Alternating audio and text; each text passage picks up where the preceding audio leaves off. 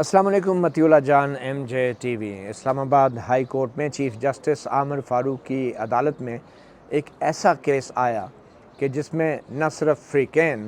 ان کے وکلاء بلکہ معزز چیف جسٹس ججز صاحبان بھی بے بس نظر آئے۔ جی ہاں، یہ کیس ہے سپریم کورٹ بار ایسوسی ایشن، ملک کی سب سے طاقتور ایک پرائیویٹ ایسوسی ایشن، ان کی ہاؤسنگ اسکیم کا۔ اور یہ ایسوسی ایشن کوئی اسٹیچوٹری باڈی نہیں، کوئی سرکاری ادارہ نہیں، ایک پرائیویٹ ایسوسی ایشن ہے۔ اس کے باوجود بھی اس کے لیے سپریم کورٹ کی باقاعدہ احکامات کے تحت حکومت وقت نے، سرکاری اداروں نے جو پرائیویٹ لینڈ تھی اس کو چک شہزاد پارک روڈ کے اوپر ایکوائر کیا، لوگوں کی نجی زمین ایکوائر کی سرکاری مقاصد قرار دے کر، اور پھر اس زمین کو نہ صرف یہ کہ 4000 کنال کے قریب زمین وکلا کی رہائشی اسکیم کے لیے مختص کر دی، بلکہ 4500 کنال کی زمین باقی سرکاری مقاصد کے لیے، یعنی سرکاری افسران کے لیے استعمال کے لیے مختص کر دی گئی۔ مگر سوال یہ تھا کہ آخر ایک پرائیویٹ بار ایسوسی ایشن، اس کے لیے سرکار نے وہ قانون کا استعمال کیوں کیا جو قانون انگریزوں نے لینڈ ایکوزیشن ایکٹ کے نام پہ بنایا گیا تھا، اور اس کا مقصد یہ تھا کہ پرائیویٹ زمین کو سرکار صرف اسی مقصد کے لیے زبردستی حاصل کر سکتی ہے، آف کورس مفت نہیں، کچھ قیمت دے کے، قیمت مقرر کر کے، کہ جن مقاصد میں جیسے اسکول بنانا، ہسپتال بنانا، سڑکیں بنانا، پل بنانا، کوئی سرکاری ادارے کی بلڈنگ تعمیر کرنا، یہ مفاد عامہ یعنی پبلک پرپز کے لیے لینڈ ایکوزیشن ایکٹ انگریزوں نے بنایا تھا کہ پبلک پرپز کے لیے استعمال ہو۔ مگر بظاہر اس قانون کا استعمال کیا گیا سپریم کورٹ کے دباؤ میں، سپریم کورٹ کے معزز ججوں کے دباؤ میں، اور وہ زمین پرائیویٹ لوگوں سے زبردستی حاصل کی گئی اور ان کے لیے ایک قیمت مقرر کر دی گئی۔ یہ وہ زمین ہے جس کے لیے سپریم کورٹ بار ایسوسی ایشن کا ہر ممبر نے تقریباً 40 لاکھ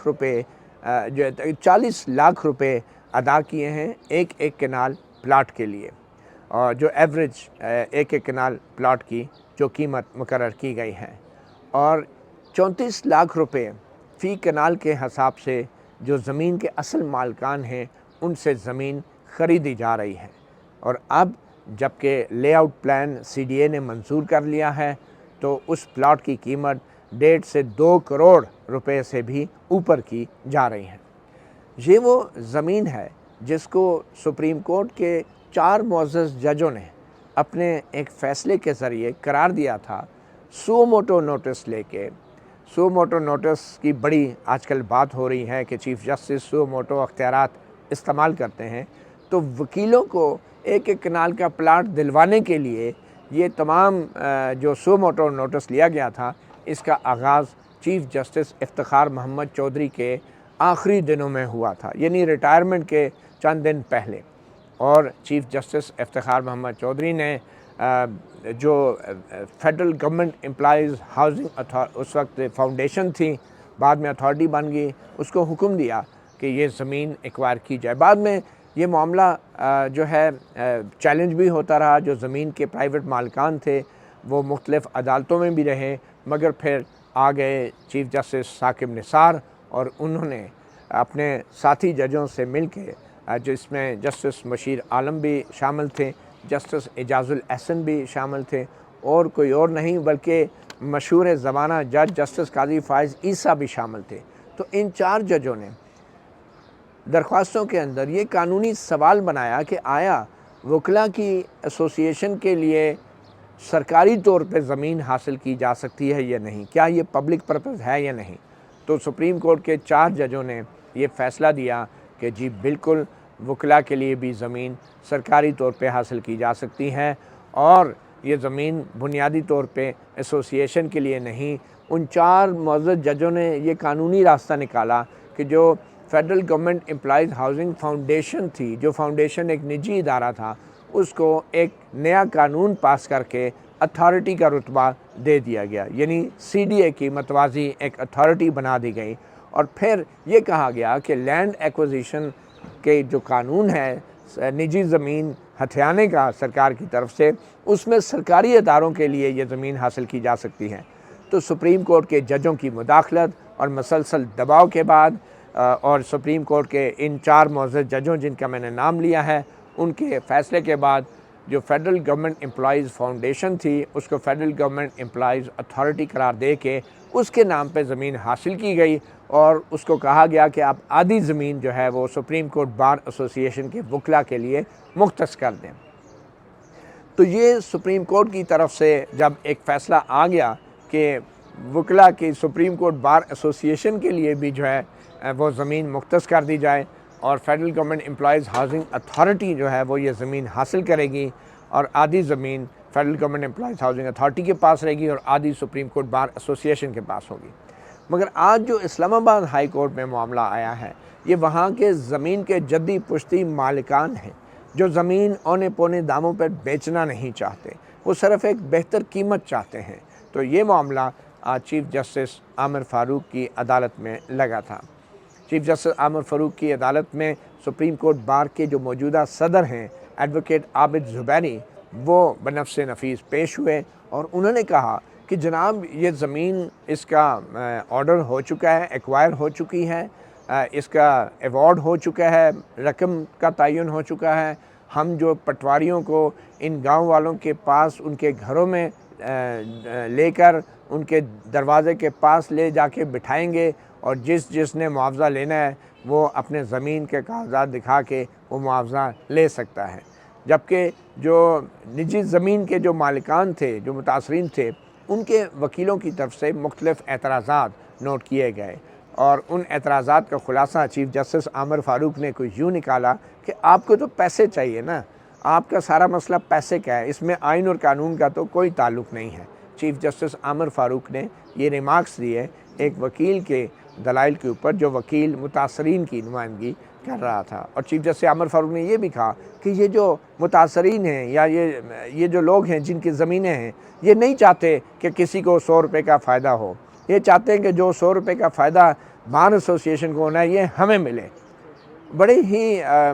سپاٹ چہرے کے ساتھ چیف جسٹس عامر فاروق متاثرین کی موجودگی میں ان کے سامنے یہ ریمارکس دے رہے تھے کہ شاید متاثرین لالچی ہیں اور وہ اپنی زمینیں اس لیے نہیں بیچنا چاہ رہے کہ وہ تھوڑا زیادہ پیسہ چاہتے ہیں۔ اب مسئلہ یہ ہے کہ بنیادی طور پہ سپریم کورٹ کے جو 4 ججز بشمول جسٹس قاضی فیصل نے جو فیصلہ دیا تھا، وہ سپریم کورٹ بار ایسوسی ایشن کے لیے ناجائز طور پہ ایک بہت بڑا فیور تھا جو کیا گیا۔ اور اس کے بعد یہ بھی آپ کو بتاتے چلیں کہ سپریم کورٹ بار ایسوسی ایشن کے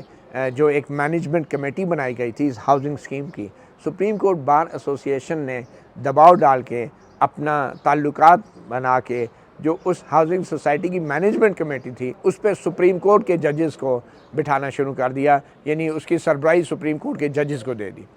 اب جب مینجمنٹ کمیٹی میں انتظامی سائٹ پہ سپریم کورٹ کے حاضر سروس ججز نے ہاؤسنگ اسکیم کے معاملات سنبھال لیے، تو پھر سی ڈی اے کی کیا ضرورت ہوتی، انوائرمنٹ پروٹیکشن والوں کی کیا ضرورت ہوتی، پھر اس کے بعد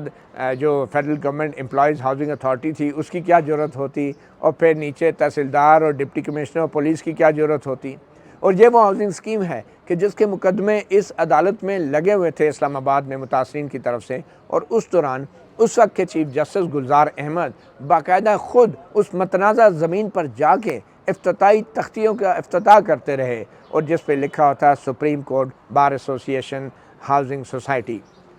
تو یہ ہمارے سپریم کورٹ کے ججز نے مل کر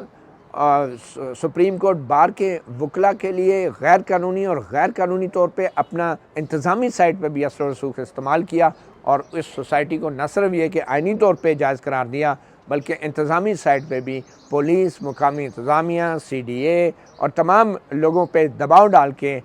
اس وکلاء کی سوسائٹی کے لیے زمین ہتھیانے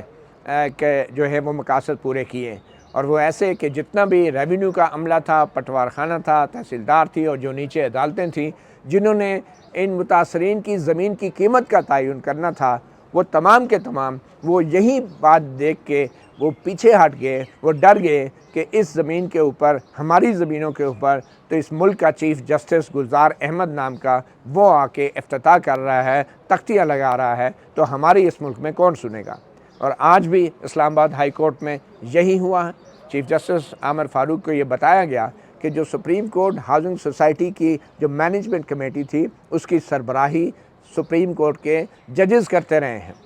اور چیف جسٹس عامر فاروق نے اس کے بارے میں کوئی پوچھا ہی نہیں کہ وہ ایسا کر بھی سکتے تھے یا نہیں۔ چیف جسٹس عامر فاروق بار بار یہ کہہ رہے تھے کہ سپریم کورٹ کا ایک فیصلہ آ گیا ہے، ہم اس فیصلے کو تو تبدیل نہیں کر سکتے۔ ہاتھی کے پاؤں میں سب کا پاؤں، مگر سپریم کورٹ کا فیصلہ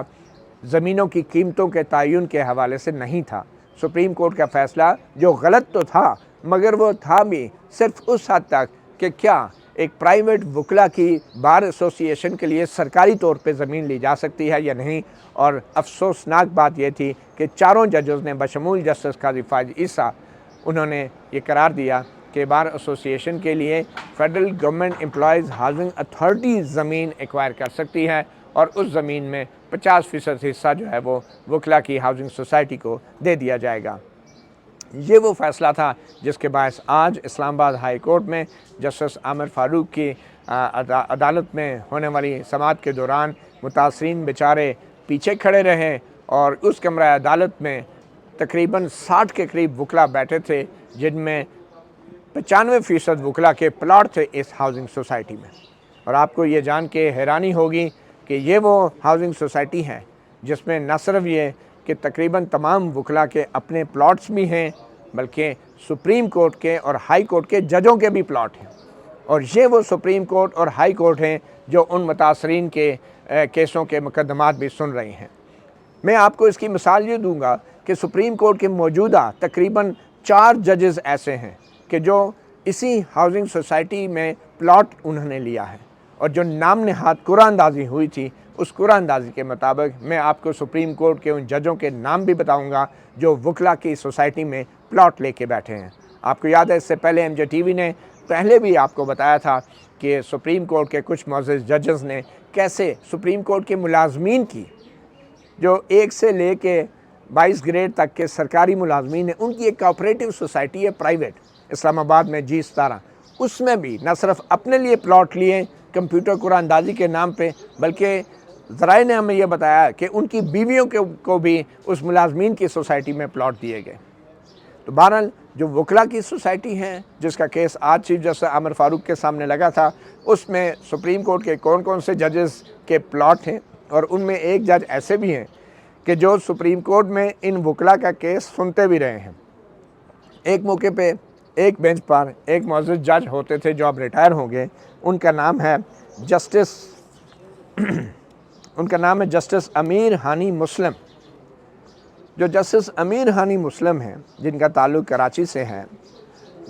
انہوں نے بھی سپریم کورٹ کے اس ہاؤسنگ سوسائٹی کا ایک بینچ پہ بیٹھ کے کیس سنا، اور اب اس فہرست کے مطابق جو دستاویزات ہیں جو قرعہ اندازی کی گئی ہے کمپیوٹر کی، اس کے مطابق جسٹس امیر ہانی مسلم کا 101B نمبر پلاٹ جو ہے یہ وکلا کی اس سوسائٹی میں نکلا ہے، اور یہ جج خود کیس بھی سنتے رہے ہیں اس سوسائٹی کا۔ اس کے بعد کچھ اور مزید بڑے نام بھی ہیں جن کو سن کے آپ کو حیرانی نہیں ہوگی، کیونکہ وہ نام ایسے ہیں جنہوں نے سرکار سے بھی 2 پلاٹ لے رکھے ہیں، اپنے سپریم کورٹ کے ملازمین کی کوآپریٹو سوسائٹی میں بھی اپنے اور بیویوں کے لیے پلاٹ لے رکھے ہیں، اور اب وکلا کی سوسائٹی میں بھی بطور جج انہوں نے یہ پلاٹ لیے ہیں۔ آپ کو یہ بتاتا چلوں کہ جو سپریم کورٹ بار کے جو وکلا ہیں، ان قانون کے مطابق صرف وکلا یہ پلاٹ لے سکتے ہیں جو بار کے ممبر ہیں۔ سپریم کورٹ کے جج یا ہائی کورٹ کا کوئی بھی جج سپریم کورٹ کا بار کا ممبر نہیں بن سکتا، اور ایز سٹنگ جج جنہوں نے پلاٹ لیے ہیں اب میں آپ کو بتاتا ہوں وہ کون ہیں۔ جو سٹنگ ججز کی فہرست ہمارے سامنے آئی ہے اس میں ایک معزز جج ہیں جسٹس امین الدین خان، جو کہ سٹنگ جج ہیں سپریم کورٹ کے، اور انہوں نے وکلا کی اس سوسائٹی میں پلاٹ لے رکھے ہیں۔ دوسرے معزز جج ہیں ایک سپریم کورٹ کے جسٹس فیصل عرب، وہ جو اب ریٹائر ہو چکے ہیں، اور جو مشہور زمانہ بیریا ٹاؤن کا کیس بھی انہوں نے کیا تھا، اور ان کا کراچی سے تعلق ہے، وہ سپریم کورٹ کے جج تھے اور وہ سپریم کورٹ بار اسلام آباد میں ممبر نہیں بن سکتے تھے، لیکن انہوں نے بھی یہ پلاٹ لیا ہے۔ ایک اور معزز جج ہیں ماشاءاللہ سے، بڑے مشہور جج ہیں، بڑے معزز جج ہیں، ان کا نام ہے جسٹس سید مظاہر علی اکبر نقوی، جن کو 222 نمبر پلاٹ دیا گیا ہے وکلا کی اس ہاؤسنگ سوسائٹی میں۔ جسٹس مظاہر علی اکبر نقوی جو ہیں، انہوں نے سپریم کورٹ کی جو امپلائیز کی، جو ملازمین کی، جو نچلے طبقے کے ملازمین، ان کی کوآپریٹو سوسائٹی میں بھی اپنے لیے اور اپنی اہلیہ کے لیے بھی، جو ذرائع نے ہمیں بتایا ہے، اور دوسرے ججوں نے بھی اس میں بھی پلاٹ لے رکھے ہیں۔ اور پھر ایک معزز جج ہیں جسٹس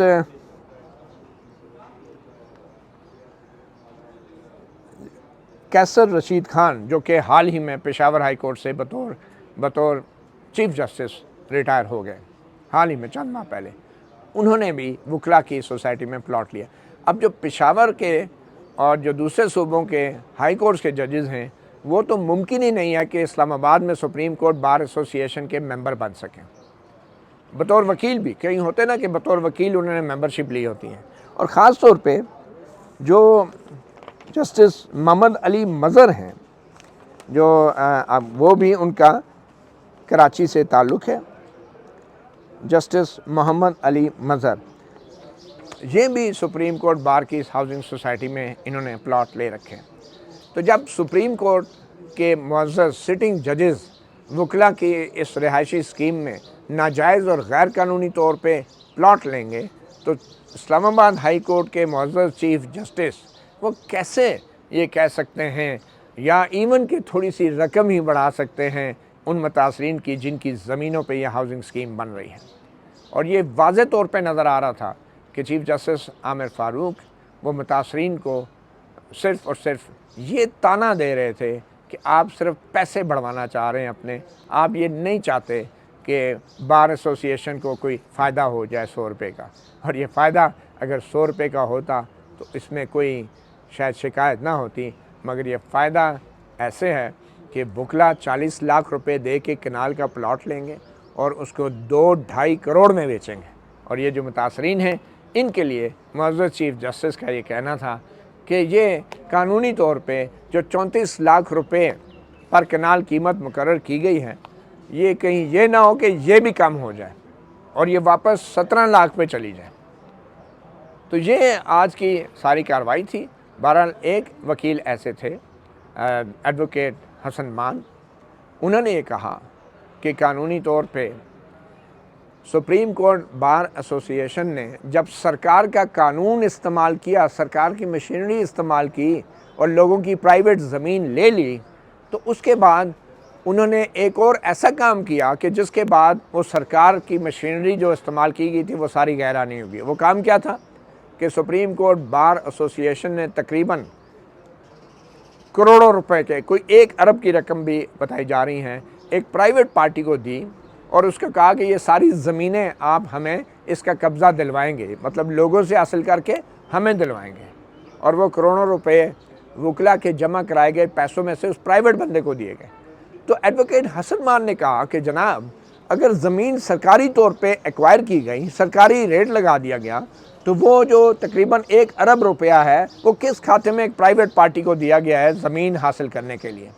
اور جب ایک پرائیویٹ پارٹی کے ساتھ معاہدہ کر لیا آپ نے زمین حاصل کرنے کے لیے، تو جو پھر سرکاری طور پہ سرکاری مشینری استعمال کر کے قانون استعمال کے زمین ایکوائر کی گئی، وہ ساری تو غیر قانونی ہوگی، غیر آئینی ہوگی۔ اس کا مطلب ہے آپ تو تھے ہی پرائیویٹ پارٹی اور آپ نے پرائیویٹ بندے کو پیسے بھی دیے زمین لینے کے لیے، تو پھر سرکار کی مشینری کیوں استعمال کی؟ تو یہ ایک بہت بڑا اعتراض تھا، مگر چیف جسٹس عامر فاروق نے کہا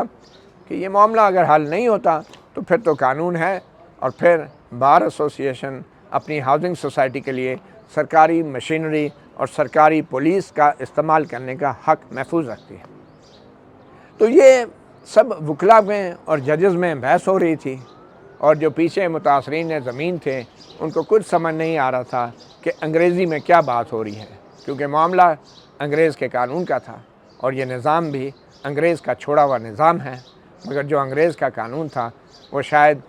اس انگریز نے سوچا بھی نہیں ہوگا کہ اس قانون کو وکیلوں کو پلاٹ دینے کے لیے استعمال کیا جائے گا، اور وہ وکیل کہ جو 40 لاکھ کا پلاٹ خرید کر 2 کروڑ میں بیچیں گے۔ شاید ہمارا عدالتی نظام